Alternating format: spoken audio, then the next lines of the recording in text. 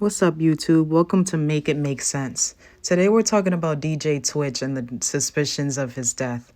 He left a video before he passed, and this is what he said. Is this routine becoming familiar? The routine of posting about about unarmed black folks being brutalized, and then following up with the hashtag justice for fill in the blank. And then in the comment section, everybody goes, well, what about, Twitch, don't post that. Don't divide us like that.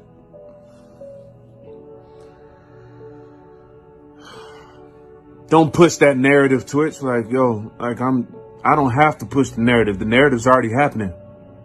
So for everybody that answered the post asking me about, what about the 5-year-old that was killed by this person? What happened to Cannon, that was awful. That was tragedy. That was tragedy. And justice is being carried out on the person that did that. If I'm not mistaken, the person that committed that atrocity is arrested and charged with first-degree murder. We still yelling about justice for Breonna Taylor, Ahmaud Arbery, George Floyd, Elijah McClain, Sandra Bland, Trayvon Martin, Tamir Rice. I'm just, Philando Castile.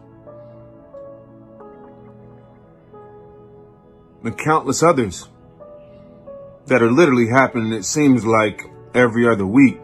But y'all want to get in the comment section and be like, oh, well, what about this?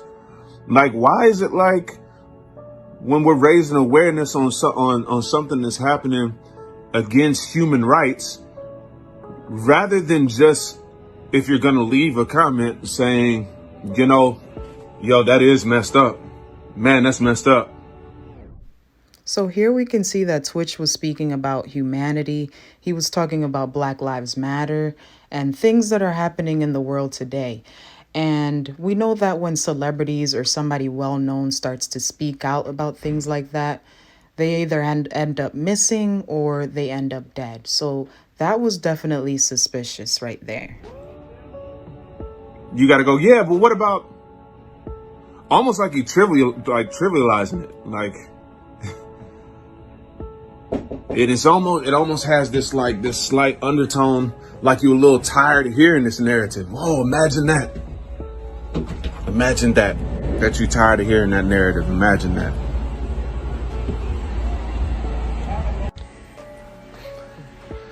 What's going on, everybody? What's happening?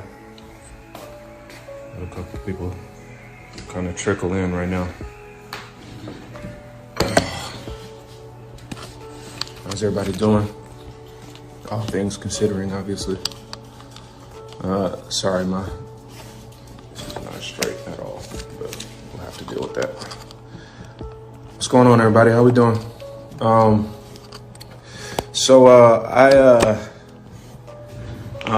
Obviously, during this incredibly challenging time, I think information and conversation is currency, man.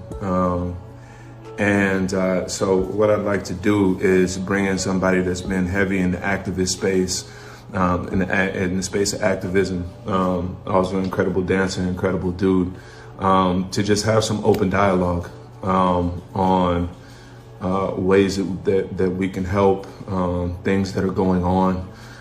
So I got Jade, if you're in here, bro, please send me a request, because I can't see your thing. It's my dude Jade Zuberry is his name. He'll be coming in. I'll just give a couple minutes. I'll vamp for a second. But y'all, this is listen, I don't have the perfect words to say about this at all. I feel like we've been speaking for a while, trying to find the perfect words to say to, prove that our lives mean something. But there's I do see that there's like a huge support from allies of various colors and backgrounds and things like that.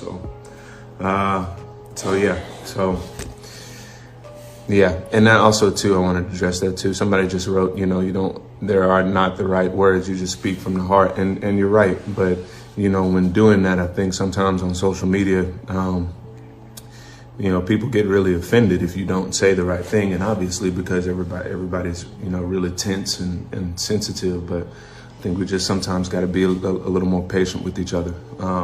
Now, I did some research and found out that the last DJ that was a part of the Ellen DeGeneres show left the show because he said that he was experiencing toxicity.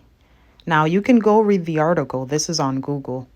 But yeah, even Ellen herself said that the work environment is full of racism, fear, and intimidation. And also, other workers have said that they experienced sexual harassment on the show. Now, I searched up a couple clips from the Ellen show when Tony was still the DJ, and you can see that Ellen was basically trying to humiliate Tony in every episode. There's Check a new this candy, out. and this is true also. I'm not making this stuff up. It makes your whole body smell like flowers. This is real. This is a candy. It's called Dio Perfume Candy, and it contains rose oil, which cannot be digested, so the theory is it evaporates through your skin and gives your entire body a light floral scent. This comes from Bulgaria, and if you've ever smelled a Bulgarian, you know.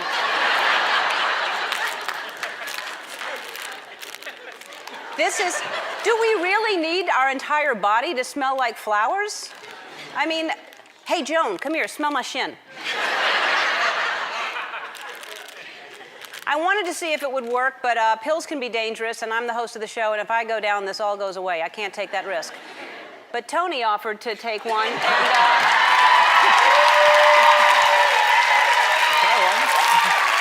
Let's see. There you go. You already smell pretty, so you don't need to smell better, but take one. All righty. All right?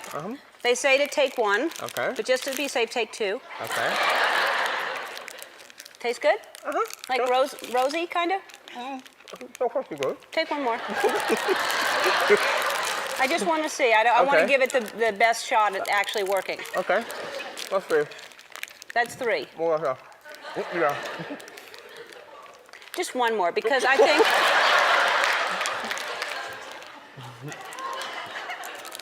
I can't get... It's a good excuse that you can't sing to a song. I can't take anymore. What? What? I can't take anymore. What? All right. We're going to smell you later in the show. Hold on to these. Hold on to these. And right now, I'm just going to dance while you go smell them. I heard you're also on a list this month. I am? Yes. People Magazine named you their third most eligible bachelor. They did? Yes. Now here you can see that Tony is completely confused, as if he didn't know that this was going to be a part of the show. Tony is a DJ, so why is Ellen using Tony for clout? Well, they misspelled your name because they spelled it Robert Pattinson. Don't you worry. You're not going to be a bachelor for long because I'm going to find you a woman with our Win a Date with Tony contest. Yeah?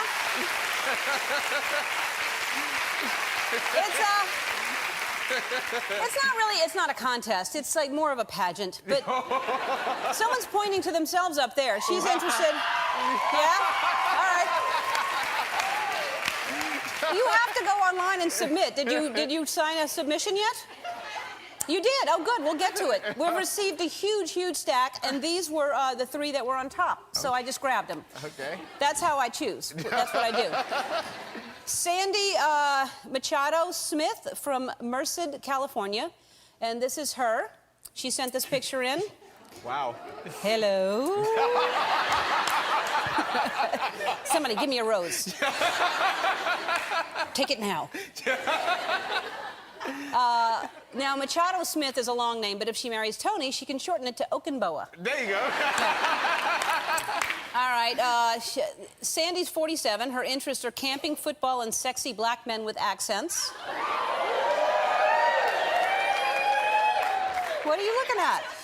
All right. She says her favorite things about Tony are his sexy accent, his laugh, and how he screams like a girl. Yeah. Wow. Yep.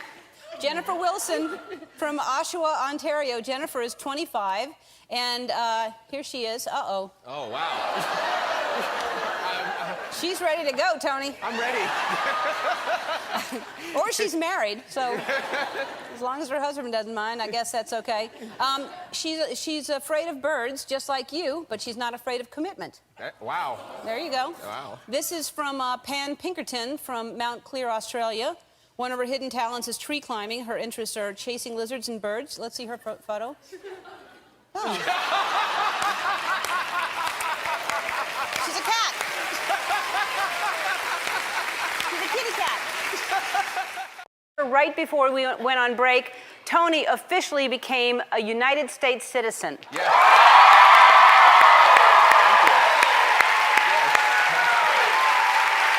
Yay.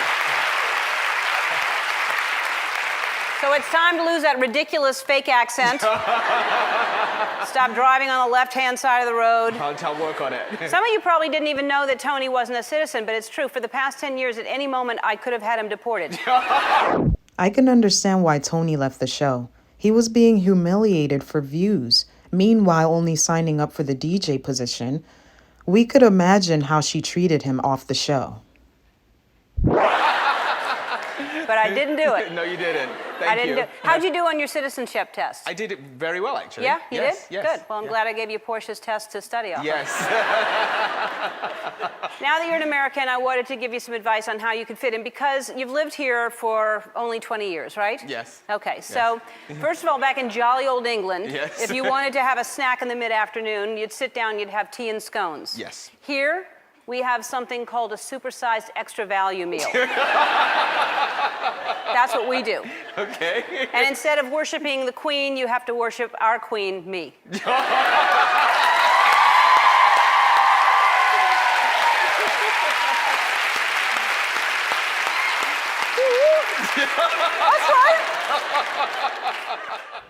After watching these clips, I feel as though Twitch was probably going through the same thing, if not worse, behind the scenes, and had nobody to talk to, not even his wife, who was most likely a fan of Ellen DeGeneres.